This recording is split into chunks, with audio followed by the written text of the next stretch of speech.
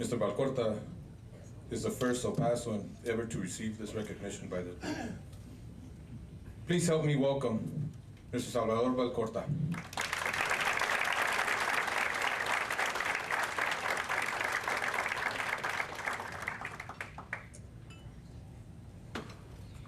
Beautiful is the sunrise in the morning when I come before you.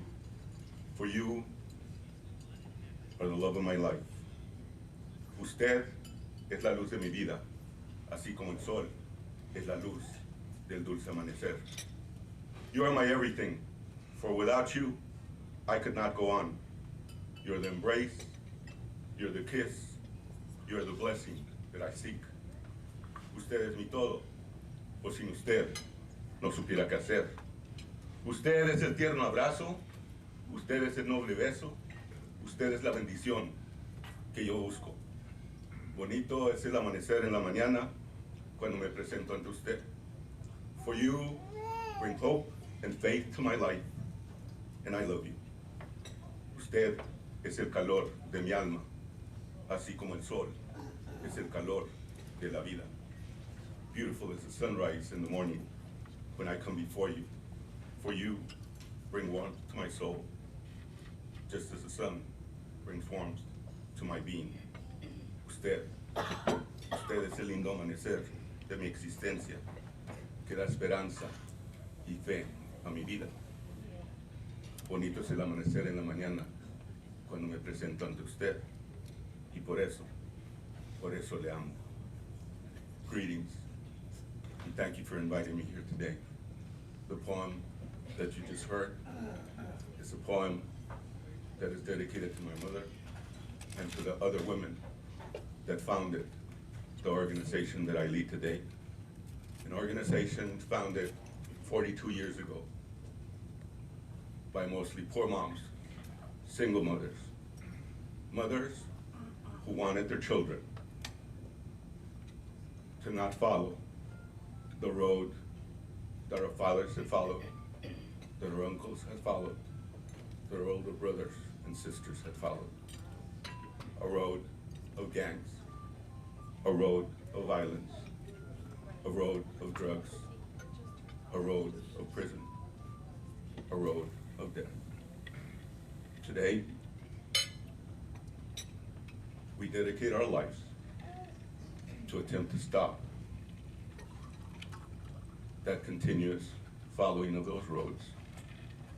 Today, I dedicate that poem to all of you, for you must understand that each and every one of you holds a responsibility to make this country right.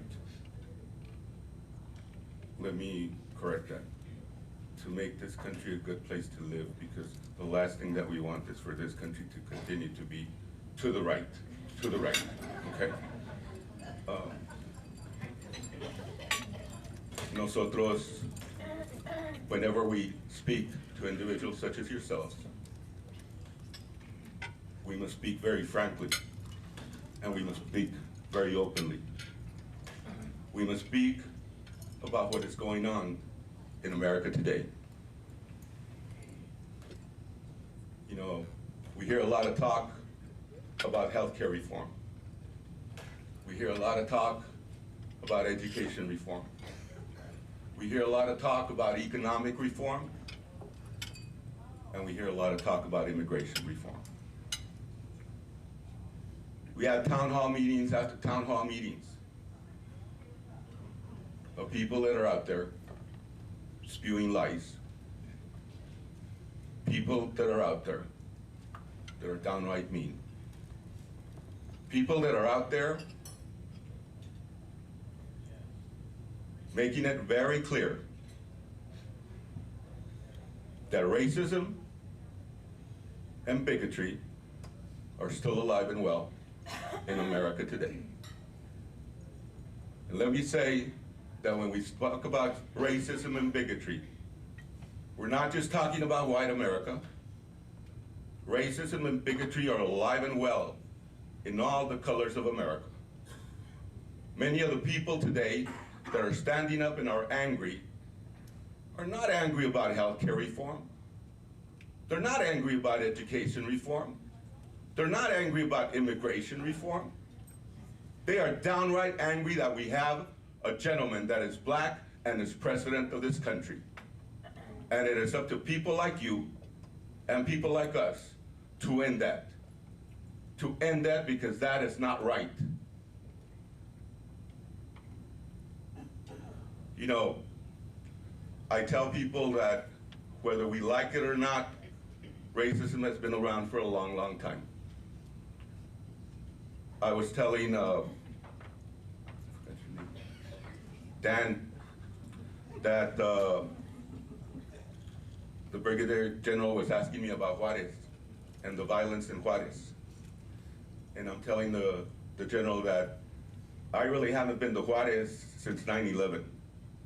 And the reason for that is that my ex-partner who grew up in Juarez used to take me to Juarez, and I loved it because even though I grew up like 3 blocks from Juarez, we would really never go to Juarez because since we were gangsters, right?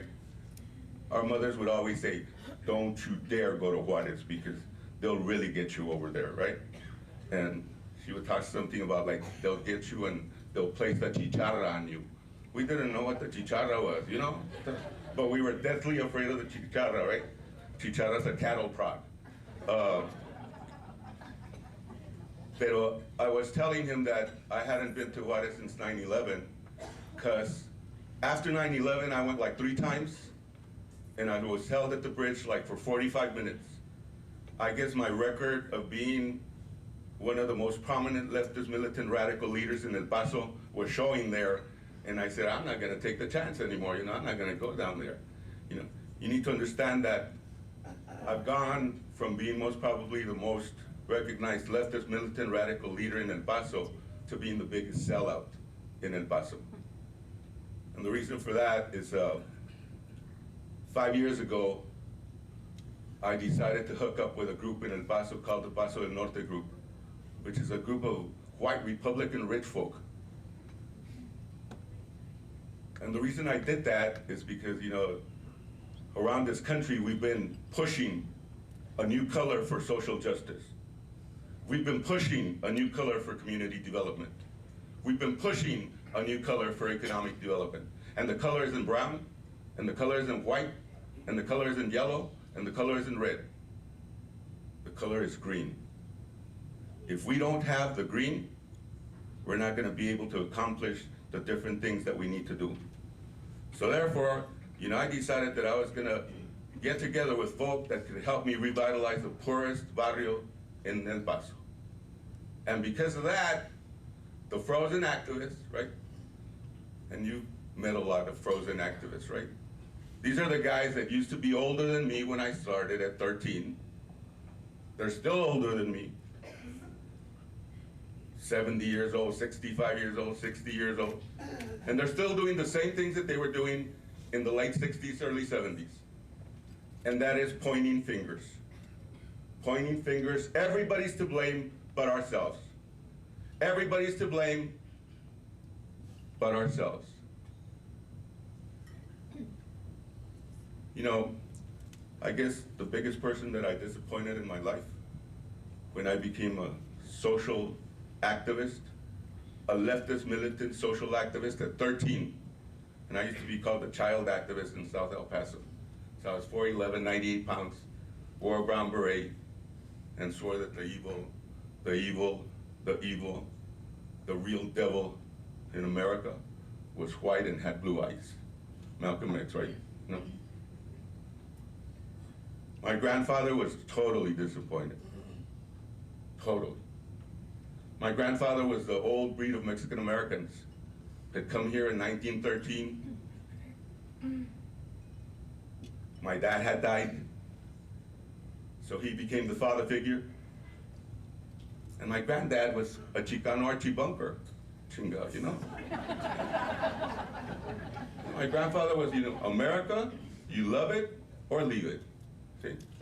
Got a brother that's slow, and he used to be like Forrest Gump, right? Always with his cap and the American flag, and he would go, you guys communists, you go to Cuba, get out.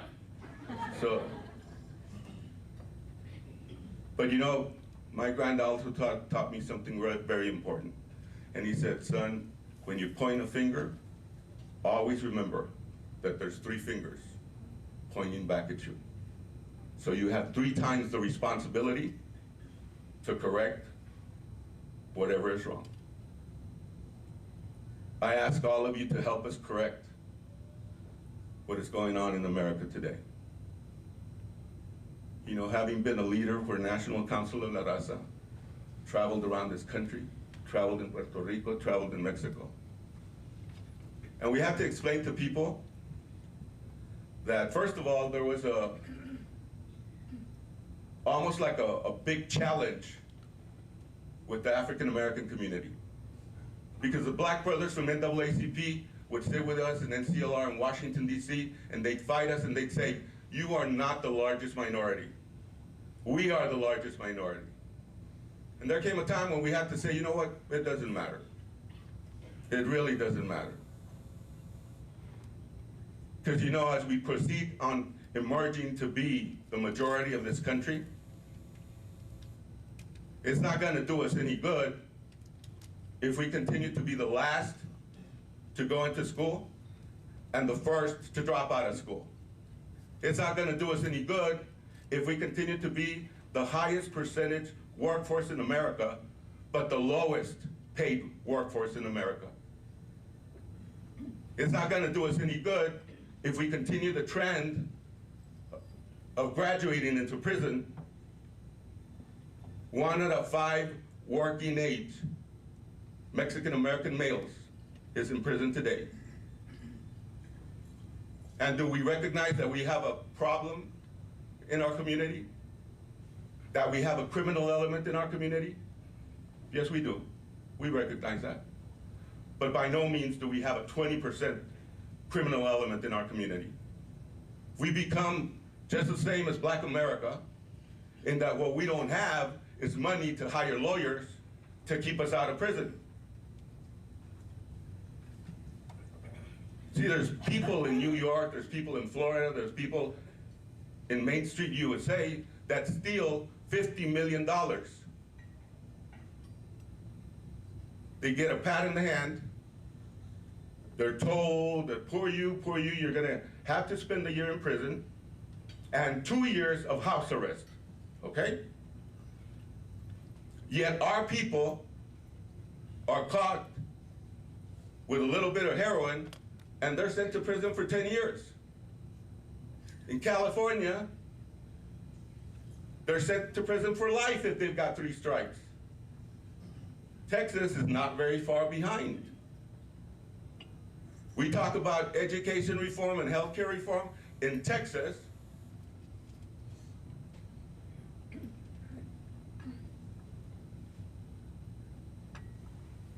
we kill people that are innocent.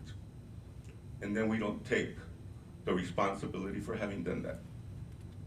In Texas, we spend anywhere from $50,000 to $90,000 to have somebody incarcerated.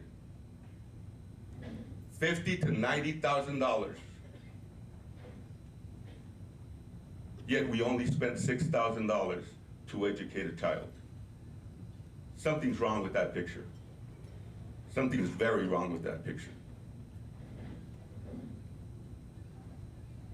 There's people, brown people, white people, red people, yellow people, that don't like to hear the speech.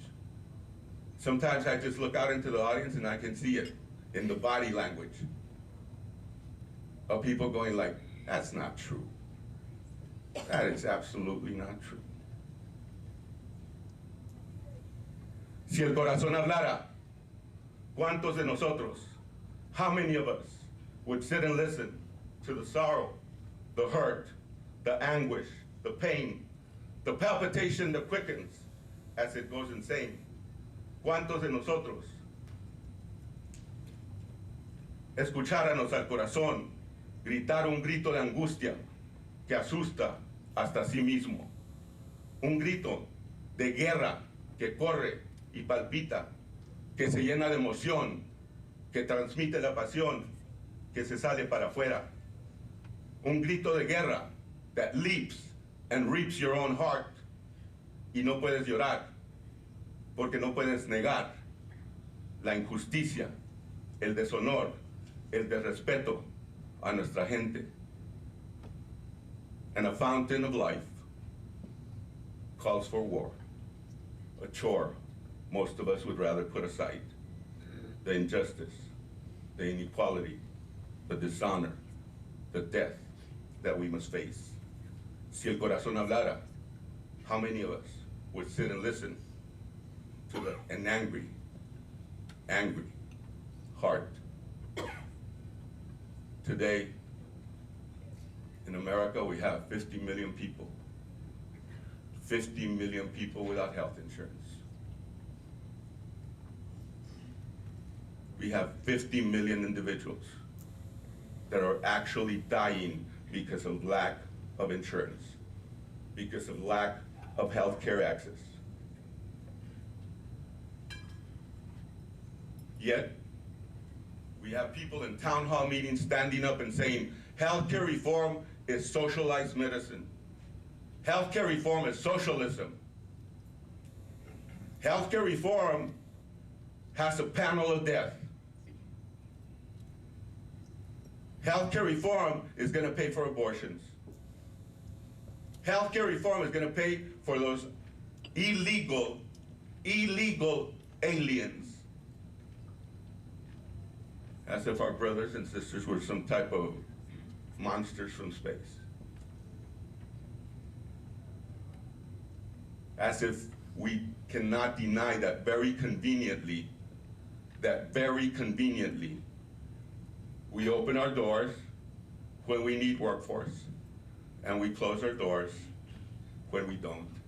And then we blame them as the scapegoats for what is happening in our economy today.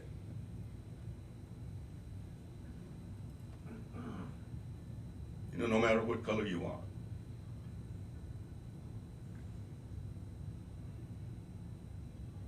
all of us have a root and a heritage in immigration.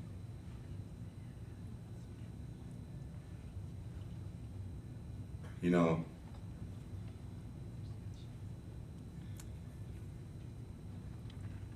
whatever your choice may be, pro-life or pro-choice,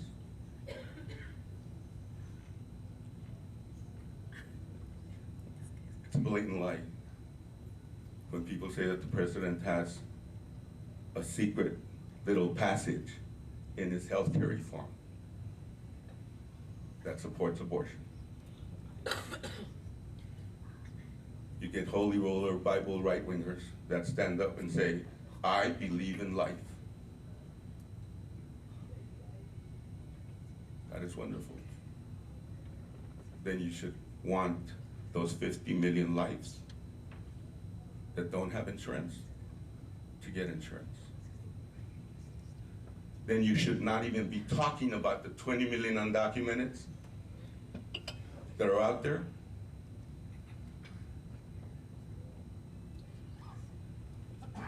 You should stand there and say, let's finally give everybody access to care. Se muere otro niño, se muere olvidado, por falta del dinero, la vida se la ha robado. A child dies forgotten without money, without insurance. Endurance didn't cut it. Another child dies. He didn't stand a chance. And in this day and age, it really makes no sense. Ahí va otro niño, ya lo van a enterrar. Y la pobre de su madre no puede ni llorar. Another child dies. And I can hear the cries, the pain, los llantos de los padres, the screams of hurt, los gritos de dolor, los llantos de la familia al perder un dulce amor. Another child dies, and I can hear the cries, a community reacting and questioning the lies. A child that was refused, the simplest of the simple. And one can even cry as we bid a sad goodbye. Another child dies, and I can hear the cries, a community reacting and questioning the lies. Se muere otro niño, y la comunidad responde. Ya no se esconde, pide respeto, una simple dignidad. por sus derechos a la famosa igualdad. A child dies, having been refused, abused by a system's neglect for life. A child dies, forgotten, without money, without insurance. Endurance didn't cut it. Ahí va otro niño, ya lo van a enterrar. Another child dies. He didn't stand a chance.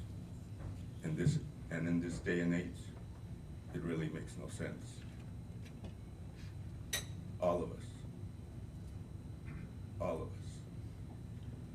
deserve to have the same parity, the same equality. All of us. You know, as we travel around the country, people still come back to us and say, you know, Salvador, freedom is not free. And we have to answer. We know that. We know that. The right-wingers want to treat us like if Hispanos just got here. Like if we just popped out of nowhere. And we've got to continue to remind them that in Texas, like New Mexico, we didn't cross the river. We did not cross the river. The river crossed us. We were here. We've been here. And guess what? We're staying here because we belong here. The last census, Hispanoamerica, was the largest growing population in this country. And it wasn't because of immigration. It was because we're young and we're having babies,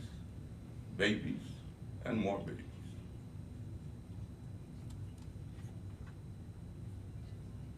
I want to thank you for wanting to keep heritage in your fold, heritage in your life.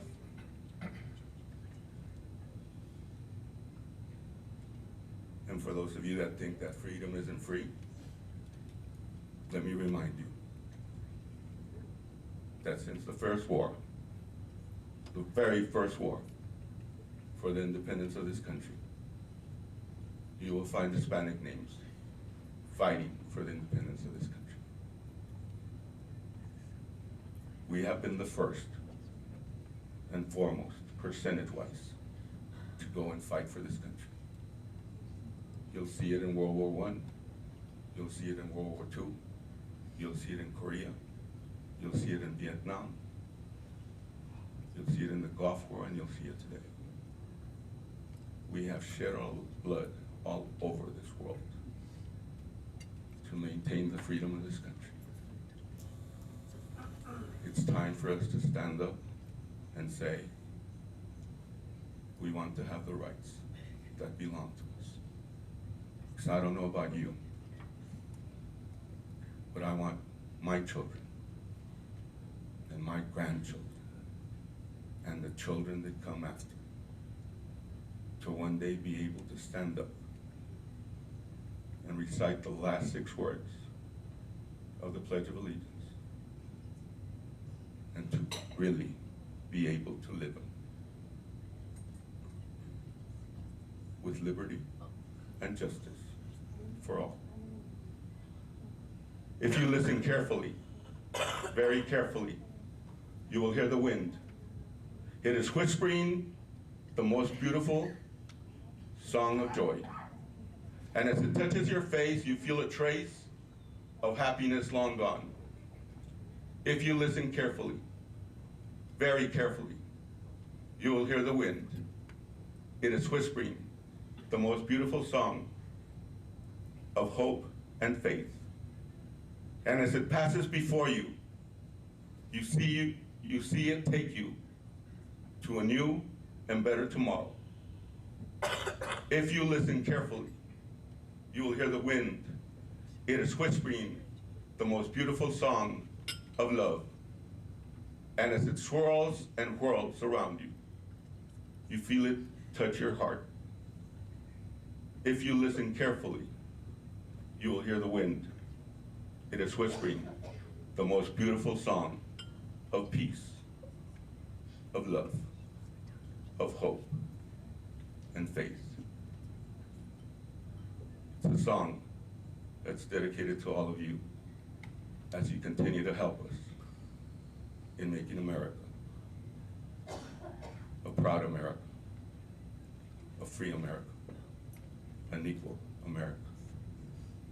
De parte de nosotros es la fe. A warm embrace, a noble kiss. Que el Tata Dios, may God bless you. Bye-bye.